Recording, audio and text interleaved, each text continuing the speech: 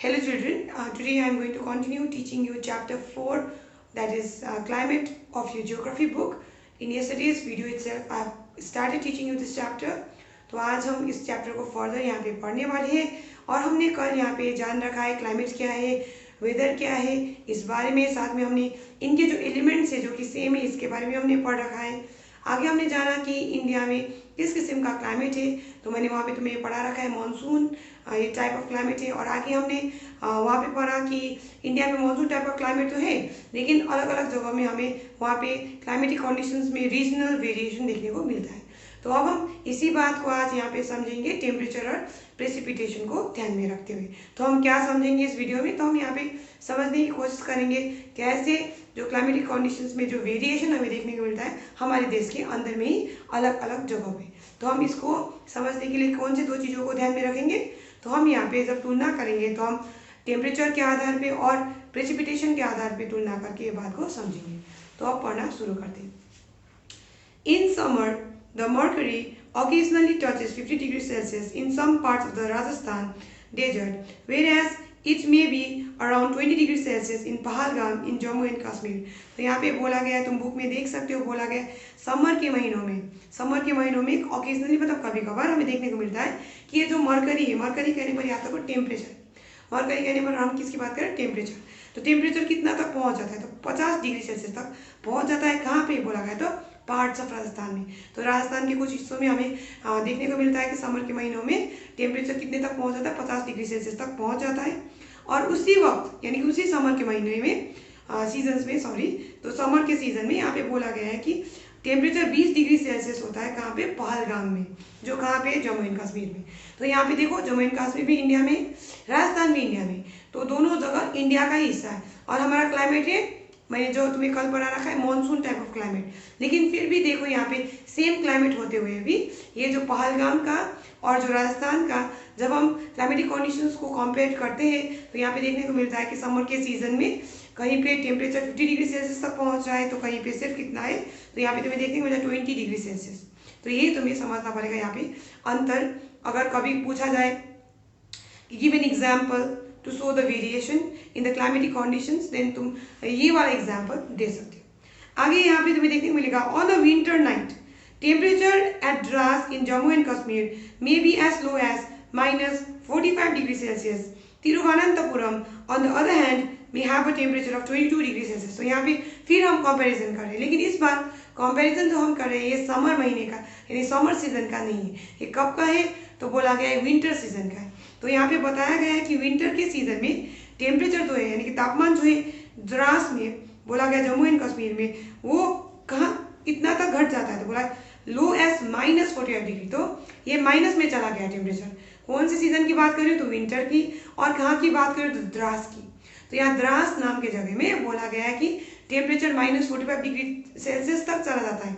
कौन से सीजन में, तो विंटर के सीजन में।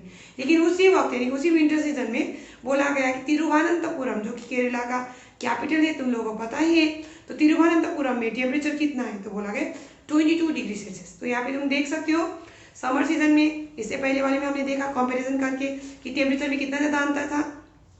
और अभी जो एग्जाम्पल पढ़ा इसमें देखने को मिला कि विंटर सीजन में कितना ज़्यादा टेम्परेचर में अंतर है।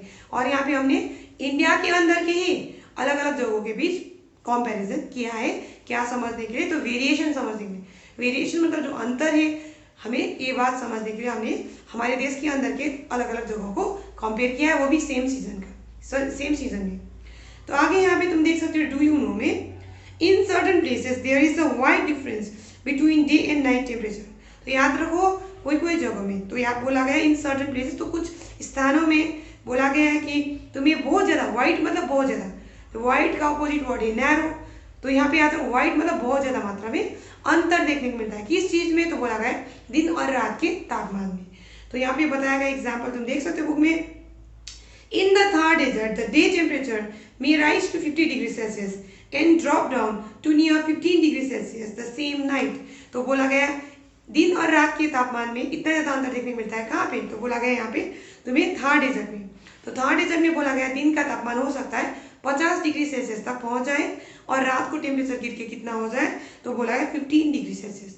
तो ये चीज़ तुम्हें याद रखना है। तो यहाँ पे देखने को क्या मिले, अगर कभी पूछा जाए कि give an example where we get to see a vast difference in the temperature of day and night in a place, then you can give the example of the Thar desert that I taught you just now.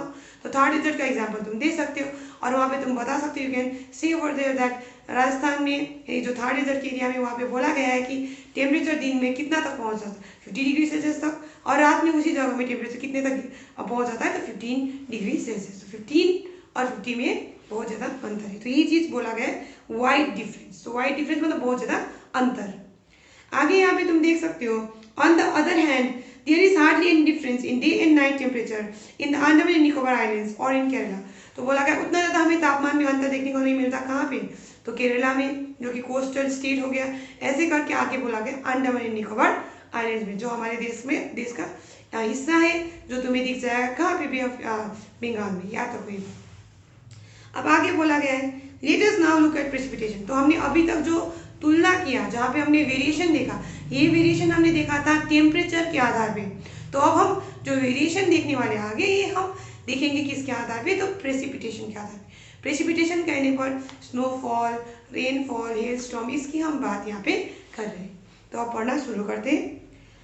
There are variations not only in the form and types of precipitation, but also in its amount and the seasonal distribution. तो आगे यहाँ पे याद रखना है कि जो अंतर होता है किस चीज़ में, तो बोला गया है ये जो प्रेसिपिटेशन के फॉर्म में, सिर्फ प्रेसिपिटेशन के फॉर्म में ही अंतर नहीं, इसके साथ साथ बोला है टाइप में, साथ में बोला गया यहाँ पे अमाउंट में, अमाउंट करने पर कितना मात्रा में, और आगे बोला गया अमाउंट के बाद सीजनल डिस्ट्रीब्यूशन में।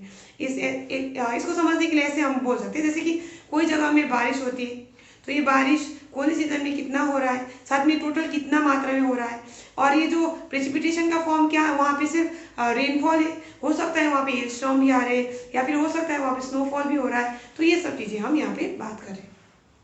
तो यहाँ पे क्या याद रखना है, देयर आर वेरिएशंस। तो अंतर देखने को मिलता है सिर्फ रूप में नहीं, रूप मतलब फॉर्म, तो उसके जो फॉर्म है, हो सकता है रेनफॉल हो, हेल स्टॉर्म हो, ये तुम्हारे फॉर्म का बात करें। इन टाइप्स ऑफ प्रेसिपिटेशन, ये टाइप्स में आ गया, और आगे बोला गया but also in its amount, amount कहने पर कितना मात्रा में वहाँ पे प्रेसिपिटेशन हो रहा है।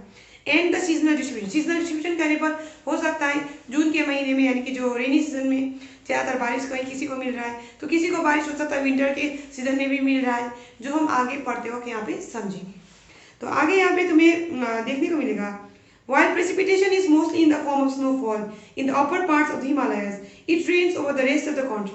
तो बोला गया है कि जो ऊपरी हिस्सा है हिमालयस का, जो मैंने तुम्हें पहले से चैप्टर 2 में पढ़ा रखा है, यहाँ पे याद रखना है कि हिमालयस के ऊपरी एरियाज में वहाँ पे जो प्रेसिपिटेशन का फॉर्म होगा वो स्नोफॉल होगा, और बाकी हमारे देश में ज़्यादातर क्या देखने को मिलेगा, हमें रेनफॉल देखने को मिलेगा। आगे बोला गया है the annual precipitation varies from over 400 cm in Meghalaya to less than 10 cm in Ladakh and western Rajasthan। तो अब हम यहाँ पे मात्रा की बात करें, हमने इससे पहले जो मैंने अभी जो बोला तुमको हिमालयस की और रेस्ट ऑफ द कंट्री की, तो यहाँ पे हमने फॉर्म का कंपैरिजन किया। फॉर्म मतलब किस रूप में प्रेसिपिटेशन हो रहा है। अब आगे यहाँ पे जो हम कंपैरिजन करें, ये हम मात्रा के आधार पर, मात्रा मतलब ये हिंदी वाला मात्रा नहीं है, हम यहाँ पे मात्रा मतलब कितना, अमाउंट। ओके, तो यहाँ अमाउंट की बात करें, तो जो तुम हिंदी ग्रामर में मात्रा पढ़ते हो वो मात्रा की बात हम यहाँ पे नहीं कर रहे, तो याद रखो हम यहाँ पे अमाउंट की बात करें। तो यहाँ पे याद रखना है कि अमाउंट में भी बहुत ज़्यादा डिफरेंस है। हमारे देश के अंदर ही पड़ता है तुम्हारा ये मेघालय, और हमारे देश के अंदर में क्या पड़ता है, माने थार ये जो राजस्थान का एरिया। तो ये दोनों एरिया हमारे देश में पड़ते हुए भी हमें बहुत ज़्यादा वेरिएशन देखने को मिलता है मात्रा में, कितना मात्रा में बारिश हो रहा है इसके बारे में यहाँ पे बताया गया है। तो यहाँ पे बोला गया है 400 सेंटीमीटर एनुअल रेनफॉल कहाँ पे, तो मेघालय में, और 10 सेंटीमीटर है कहाँ पे, तो लद्दाख एंड वेस्टर्न राजस्थान में। तो ये चीज़ याद रखना है। तो कितना बोला गया है कि मेघालय में तो ज़्यादा, ओवर मतलब उससे भी ज़्यादा, 400 सेंटीमीटर से भी अधिक, और बोला गया है लद्दाख और वेस्टर्न राजस्थान में कितना, तो लेस देन मतलब उससे भी कम, कितना, तो 10 सेंटीमीटर। ये तुम्हें याद रखना हो। तो अगर मैंने कभी बोला तुम जो अमाउंट है, मात्रा है रेन प्रेसिपिटेशन का, उसकी मदद से समझाओ ये जो वेरिएशन है, तो तुम इसकी मदद से समझा सकते हो। कौन किसकी मदद से, तो ये जो मेघालय वाला एग्जाम्पल जो अभी हमने बताया, मोर देन 400 सेंटीमीटर, और ये जो लद्दाख और ये जो वेस्टर्न राजस्थान का एग्जाम्पल जहाँ पे लेस देन 10 सेंटीमीटर। तो यहाँ पे हमें देखने को मिल रहा है कि जो अमाउंट ऑफ रेनफॉल है इसमें भी बहुत ज़्यादा अंतर है। अब आगे यहाँ पे तुम देख सकते हो most parts of the country receive rainfall from June to September. तो ज़्यादातर हिस्से में हमारे देश के वहाँ पे तुम्हें बारिश देखने को मिलेगा कब, तो बोला है जून से लेके सितंबर के महीनों में। But some parts like the Tamil Nadu coast gets a large portion of its rain during October and November. तो आगे यहाँ पे याद रखना है कि यहाँ पे बोला गया है कि कुछ हिस्सा, जैसे कि इसका तो बोला गया है यहाँ पे हमारे देश में तमिलनाडु जो इंडिया का ही हिस्सा हुआ, तो तमिलनाडु में वहाँ पे बारिश कब होता है, तो यहाँ पे बोला गया है उनका जो वहाँ पे जो बारिश होती है उसका ज़्यादातर हिस्सा, बारिश का ज़्यादातर हिस्सा उनको कब मिल रहा है, तो बोला गया है अक्टूबर से नवंबर में। तो यहाँ पे देखने को मिल रहा है सीजन्स भी अलग अलग है, सीजन्स को सॉरी यहाँ पे मंथ्स ले रहे थे, सीजन्स भी हम कह सकते हैं। जैसे कि हमें देखने को मिल रहा है कि आगे के केस में जो हमारे देश के ज़्यादातर हिस्से में रेनी सीजन में बारिश हो रही है, क्योंकि हमने जून से सितंबर तक बोला। और आगे यहाँ पे तुम्हें देखने को मिल रहा है कि तमिलनाडु में ज़्यादातर बारिश कब हो रहा है, तो अक्टूबर नवंबर महीने में, जो हम आगे पढ़ेंगे रिट्रीटिंग मानसून करके, ये उस सीजन में यहाँ पे बारिश हो रही है। In general coastal areas experience less contrast in temperature conditions.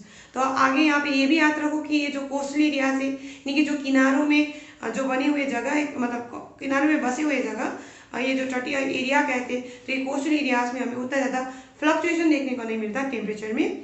और आगे बोला गया है seasonal contrast are more in the interior of the country. तो जितना हम देश के अंदरूनी हिस्सों में जाते हैं तो उतना ज़्यादा हमें ये जो तापमान में अंतर देखने को मिलता है, अलग अलग सीजन्स में अलग अलग मात्रा में, मतलब ज़्यादा मात्रा में टेम्परेचर में फ्लक्चुएशन देखने को मिलता है।